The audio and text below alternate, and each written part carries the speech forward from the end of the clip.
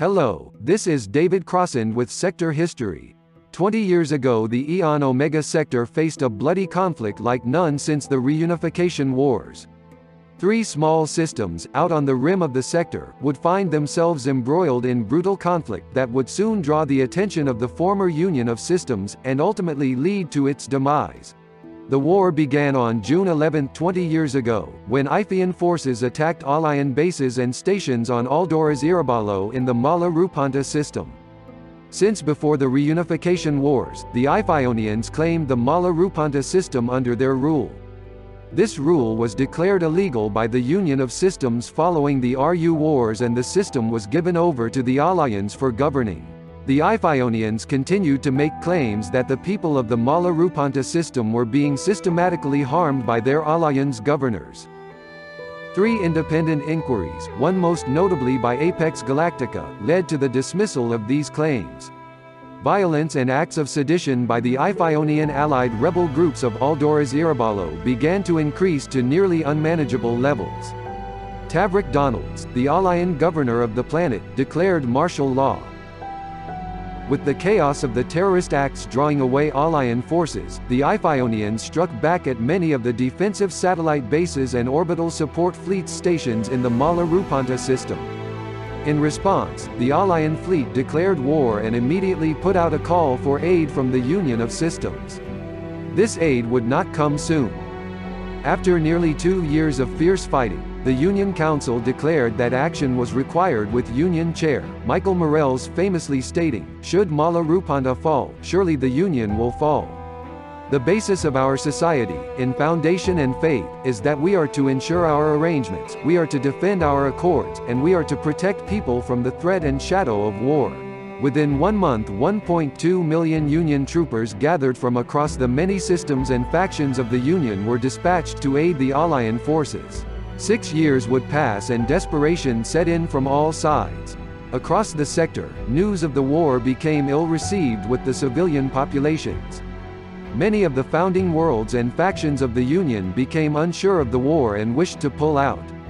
Several emergency voting sessions were called to either fully stop Union involvement in the conflict or at least reduce deployed troops. None of the acts would be approved. During this time, warden operators were dispatched to the system to ensure that the ratified system laws of conflict were being upheld. Their reports, leaked to AONN by unknown sources, told a different tale entirely.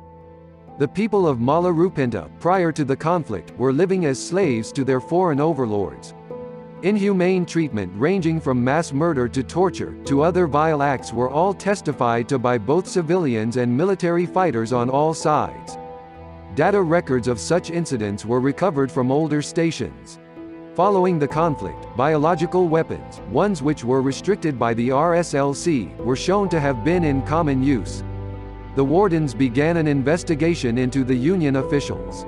Before anything could come of it, however, Ifionian military leader, General Malouf, launched a surprise attack at the border of Mala Rupanta space. While this attack drew away Union forces, a blockade runner armed with a devastating spike-based weapon crossed the defense lines and struck into Aldoras Irabalo. It is reported that as he watched the world his people had been fighting for burn, he simply said, "There, if they want it, they can have it." The weapon caused planet-wide devastation that continues to this day. Following this desperate act, Ifionian forces surrendered to the Union. General Malouf was executed 12 days later following a summary trial. The other repercussions of this conflict were felt all across the Union. The Warden inquiry found 15 leaders of the Union guilty of war crimes through authorization. A number were unwilling to submit to the decision of the peacekeepers, and their factions or worlds retracted their membership. This had a cascade effect, as many who were innocent did not wish to associate with the guilty, and the guilty did not wish to be punished. 20 years later, we are still feeling the effects of the Rim War, not just on those systems caught in the conflict, but on our society as a whole. The major factions and worlds formerly of the Union have maintained alliances and associations.